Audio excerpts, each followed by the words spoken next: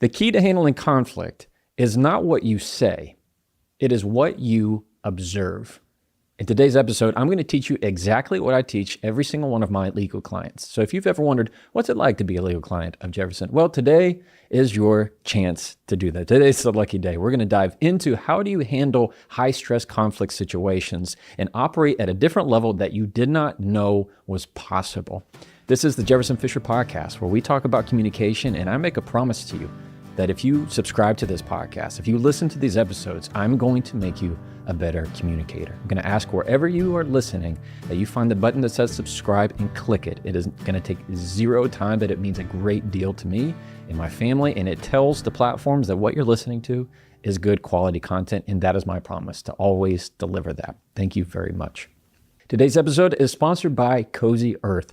Cozy Earth is a product that I love and have come to love for a very long time because they are, in my world, in my view, the leading brand when it comes to any bamboo products, from bath sheets to towels to bedding to clothes. It is cool, it is light, it is comfortable. They're called Cozy Earth for a reason. My family and I, big, major Cozy Earth fans. So if you're like me and like wearing sweatpants and hoodies and big, nice towels after you get out of the shower or bathtub, I haven't taken a bath in a very long time, but maybe you're somebody who listens and you go, you know what, I'm a bath person or a shower person, whichever one it is. Cozy Earth is what's up, I promise you. Go to cozyearth.com/Jefferson. Use the code Jefferson for 40% off. That's cozyearth.com/Jefferson. Get the code Jefferson for 40% off. All right, now let's keep going. When we talk about difficult, high stress conflict, I'm talking about not just a little bitty everyday arguments. I'm talking about something that's on your plate that's coming up right now, and you go, Jefferson, I don't know how to handle this. I don't know what to do. I'm afraid I'm going to shut down. I'm afraid I'm going to get nervous.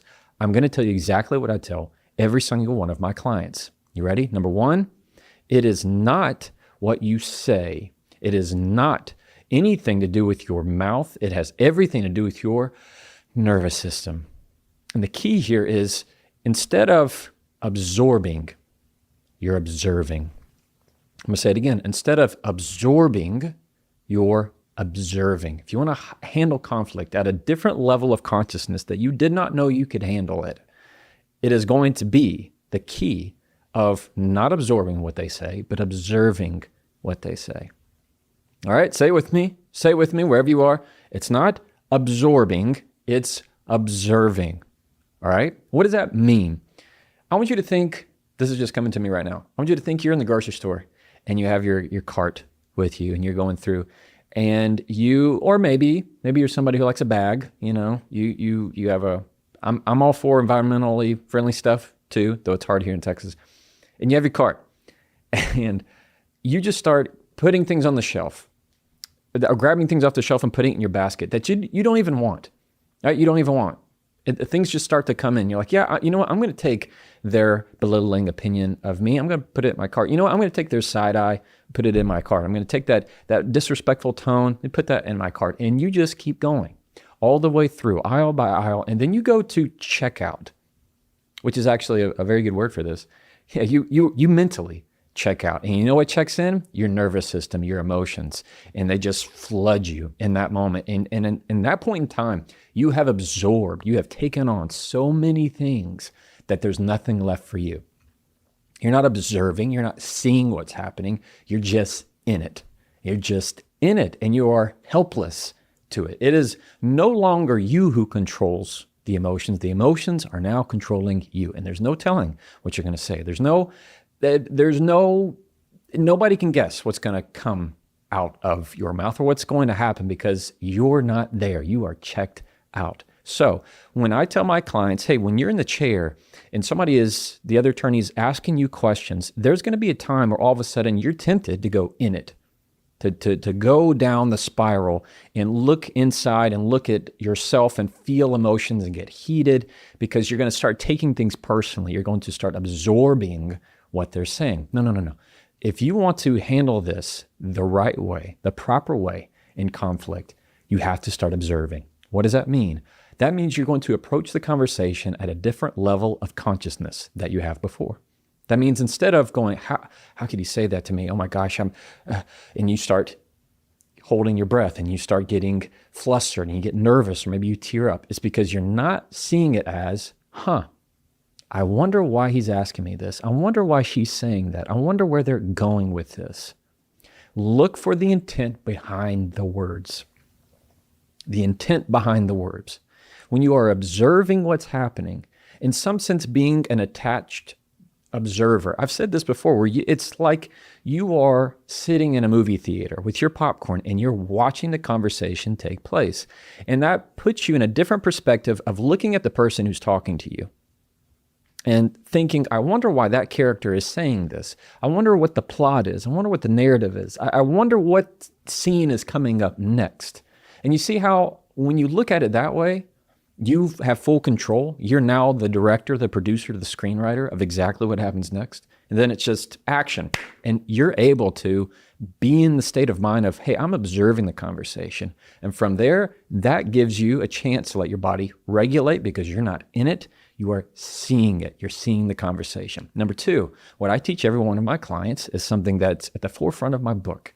The next conversation, argue less, talk more. And rule number one, when I say it with control, and that is let your breath be the first word that you say. I've been talking a little fast here in this podcast, which is unlike me. I think I'll tell you why. I drank too much coffee this morning. Too much coffee, admittedly. Usually I talk pretty slow, all right? Can you hear how just the way I'm talking now and how I'm slowing down just a little bit might, in a micro percentage, also slow you down a little bit. Maybe, the neural activity in your brain is starting to slow down just a little bit. Maybe you feel a little bit more relaxed at me speaking a little more slowly. When I put a breath before my words, it is making sure that I am regulating myself. And even more importantly, I am showing you that I am regulated, that I am in control. And what I'm about to say, I've chosen those words. It makes a very big difference. So when I teach my clients, hey, don't get wrapped up. Don't try and step on somebody's question. Don't try to interrupt them. Let them get it out. And then you observe the question, observe the interaction, take a breath, and then choose what you want to say. You are in complete control of the pace of any conversation. Nobody can make you say anything you don't want to say, and nobody can make you say it at a time you don't want to say it. That choice is yours. That choice is yours.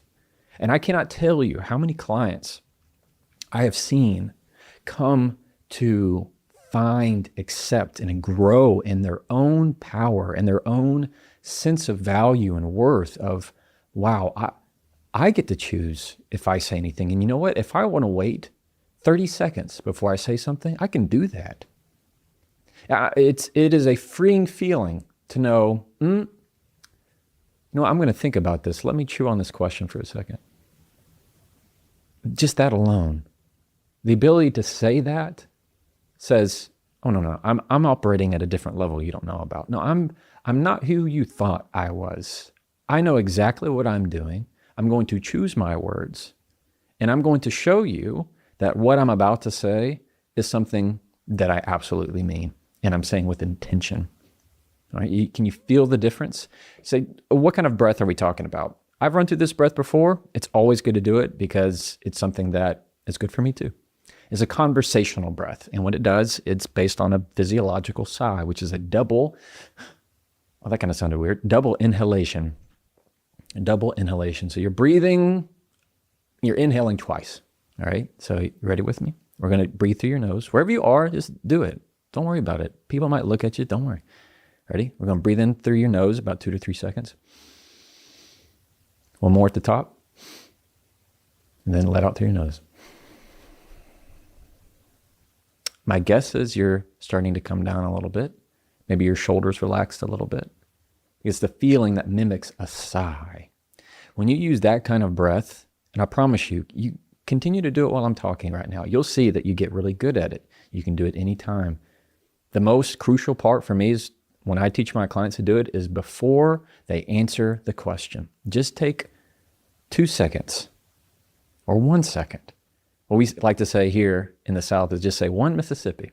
In other words, in your head, you're going to go, Mississippi. Like, well, you can use your own name if you have a long name. You know, just whatever it is, it's to get you in the mindset of taking a beat, a moment. Take that breath and choose what you want to say. It is always going to be better. Now, before we keep going, I want to take a second to tell you about Fabric by Gerber Life. You know what gives me a lot of peace of mind?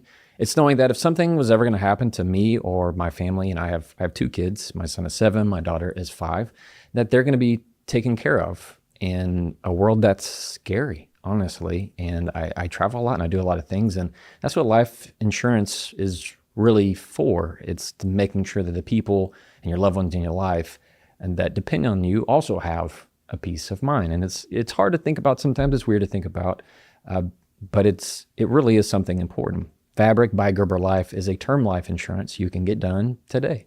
It's made for busy parents like you, like me, all online and on your schedule, right from your couch, actually. You can be covered in under 10 minutes with no health exam required whatsoever. So if you're young and healthy, now's the time to lock in rates. Even if you have coverage through work, it might not be enough. So you want to make sure that that gets taken care of, and it may not follow you if you leave your job. Fabric makes it simple. Flexible, high-quality policies that fit your family and your budget, like $1 million in coverage for less than $1 a day. And they've partnered with Gerber Life, which is trusted by millions of families for over 50 years. Join the thousands of parents who trust Fabric to help protect their family. You can apply today in just minutes at meetfabric.com/Jefferson. That's meetfabric.com/Jefferson. Policies issued by Western Southern Life Assurance Company, not available in certain states. Prices subject to underwriting and health questions. And now, back to the episode. And number 3, the third thing that I teach every single one of my clients is to use less words. Say less. Now, in the legal context, if my witness starts to give a very long answer, you know what happens? Why did I say it like that? Happens? What happens is I guarantee them that the opposing attorney is now going to slice up that long answer they just gave and turn that into 5 more questions, 10 more questions. The shorter the answer, the stronger, more clear it is every single time. If I give you an answer that is short and concise, you can do nothing with it. You can do nothing with it. Hear the difference. So I might have a client who I've trained and we practice a lot. And when she might take a breath and answer a question and go, no. And that's it. That's the only answer. What can the other attorney do? Nothing. They can't do anything with it. They can only go to their next question. But I've also had it, despite my training and teaching, where somebody goes, I'm not sure, that it was just such a hectic day. And, I forgot to go pick up the eggs and my dog was sick and, he just, peanut butter messes up his system. And I just find that, and I'm going, oh my gosh, what is happening? So that happens because people are human, right? So we have to take a break and I go, what are we doing? Come on, get back in it with me. So you see the difference. And if somebody's giving a very long answer, some practical things happen. One is the witness is giving more information than is needed, right? Unnecessary information, which means the other person, and let's put this in everyday application. Everyday people are going to get confused as to what the answer is. They're going to fill in their own assumptions of why you're not answering it directly. They're going to hear that there's just more words, which just automatically leads to the possibility of more confusion and more miscommunication. We don't want that. We want short, concise. So I like to say it when I teach, is that if I ask you, do you have the time? Do you know what time it is? That means I'm going to ask you to stop and ask that question in your mind. Do I know what time it is? What am I asking? Do you know what time it is? And if you give me the time, it's 8:03. That's the wrong answer. That's the wrong answer. If I say, do you know the time? The answer is yes, I do. It's that detailed. It is that detailed because in my world, it has to be that detailed. You have to be. In an everyday conversation, those high stake, high emotions, just when everything is on the table, everything's on the line, every little word of clarity matters a great deal. And I have to make sure that you're prepared. So when you condense your words into something that is very short, very concise, the longer of an answer you give, the more opportunity there is for miscommunication, more opportunity there is for somebody to take your answer and twist it. Here's an example. Have you ever been in a text argument with somebody? I have. I know you have. And they just sent you something and you're like, oh, really? And you just start texting on your phone, just going after it. And you write a paragraph. I'm talking, you hit them so good and it's perfect. And this is exactly how I feel. And you send it and they send a text that doesn't even address anything that you said at all. Or maybe they addressed one part that they could defend and like, but they ignored all the rest. Is that same principle? You're giving someone way too much to take and to twist. So if you want to handle high conflict, like I teach every one of my clients, you have to keep your answers as short as possible. Answer their question and only their question. All right? Okay. Hey, look, you're ready. You're ready. I know we maybe we're going to need to talk about this. Let's go grab some coffee. Make sure you get some snacks. Feel good. We're about to go into this deposition room together and you're going to do awesome. I promise. What did we talk about today? When it comes to high stakes conversation, number one, observe, don't absorb. Observe, don't absorb. Number two, use your breath as the first word that you say. Slow it down and choose your words. Be intentional with them. Make sure that you are operating on your time frame, not somebody else's. And number three, say less. Shorten your answers. When you give way too much, you allow the opportunity for somebody to grab onto it, pieces, and say things you didn't mean. You're giving them more to twist. You're giving them more to twist. It's like giving somebody a long piece of rope. They're able to put a bunch of knots in it. But if you just give them a little bit of rope, maybe it's not even enough to do to tie their shoe with, right? It's a big difference. You want to make sure that you're very short and concise. Man, my examples today are all over the place. We talked about the grocery store. We talked about shoelaces. Man, what a day. What an episode. I am always proud of you, and I hope you use your words for good and for light wherever you are. As always, you can try that and follow me.